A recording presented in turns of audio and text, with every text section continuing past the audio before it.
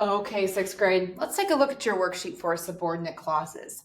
And again, we're not going to go through all of them together, but let's at least review the directions and I'll give you some tips along the way.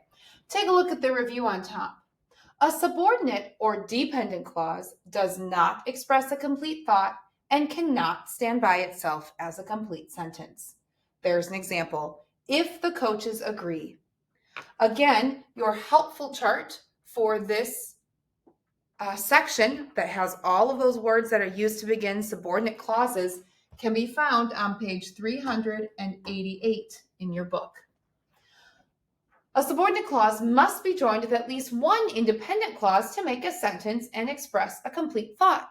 And as we went through your subordinate clause practice on the previous slides, we talked about that when you have a subordinate clause and you remove it from a sentence, what you're left with is an independent clause. So this practice is going to ask you to identify if what the underlined words are is a subordinate clause or an independent clause. Let's take a look at the example. Number one, Shannon's sister is majoring in marine biology, which she has loved since childhood. So sixth grade, your job is to take a look at the underlined words and decide, is that a subordinate clause, meaning it cannot stand alone as a sentence, or is it an independent clause, meaning that it can stand alone as a sentence? SUB means it's subordinate. IND means it's independent. What do you think is the first thing you should look at when you're deciding if it's subordinate or independent?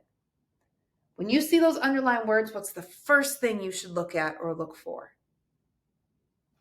I hope you said the first word of the phrase.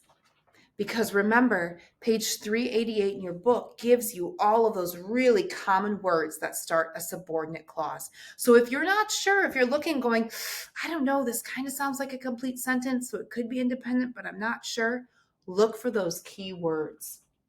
Okay, since this starts with the word which, and which is in our chart in our book, we know this one has to be a subordinate clause. Now, if you forgot your book and you don't have your chart, yikes, how else can we test the sentence? Well, let's find out. If you cover up the rest of the sentence and all you have left is, which she has loved since childhood, is that a complete thought? No, we don't know what we're talking about. What has she loved since childhood? We don't know. It's not a complete thought. So you can still figure out that it's subordinate, even if you don't have your book. Okay, so as you're looking through this, you should notice that for the most part, this section at the top is pretty straightforward. I think you will be able to figure it out based on either that key word at the beginning or by doing the sentence test, okay? So that is section or exercise A.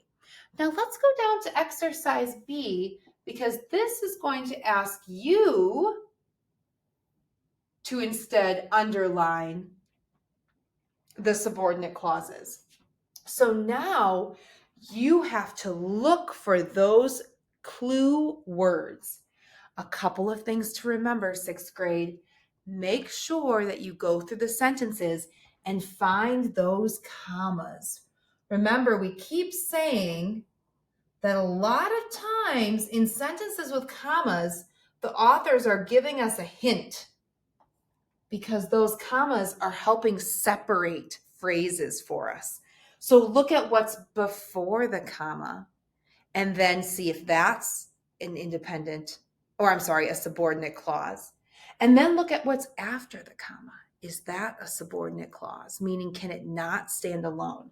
Look at number 11. When the Roman Senate renamed the month in his honor, that's your first choice, they also added a day to it.